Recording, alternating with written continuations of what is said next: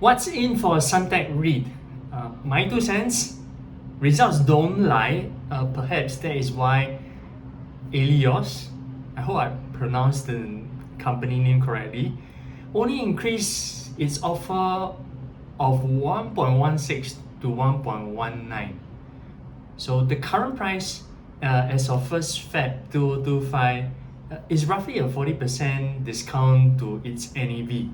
Whether to fear or rejoice depends if I'm buying or selling. As of recording, I am not a shareholder of Suntec REIT.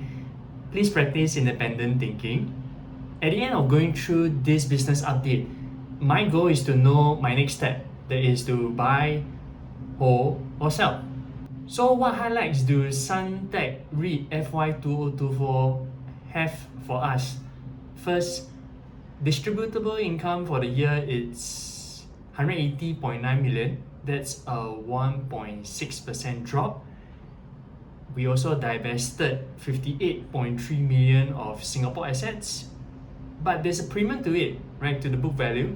Working assets to generate distributor income shrinks. That is my definition. And we have a 950 million refinancing which was done, and that translates to a $3.1 million savings per annum. Before I determine whether is it doom or gloom or a rosy picture, we shall use this portfolio geographical composition to assess objectively. Singapore contributes 70%, Australia and UK contributes a maximum of 30%. What is certain? We can see there's Suntec Singapore assets, especially MBFC and ORQ, sustain the portfolio performance via joint venture income. That also applies to the Singapore retail portfolio. Put it simply, just count the number of green triangles and red triangles, and we'll roughly have an idea of how each portfolio is performing. How about the Australia and UK assets? Right, just now the simpler way, basically just count the number of red triangles and green triangles. But to be objective, we only focus on the Australian dollar portion so that we get a glimpse into the Australian market. What we can see is that Australian assets has no change except an increase in joint venture income via higher occupancy rates at Southgate.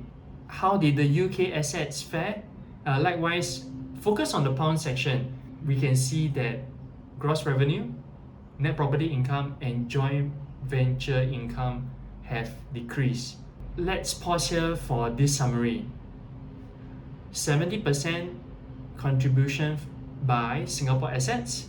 There's a low single digit revenue growth.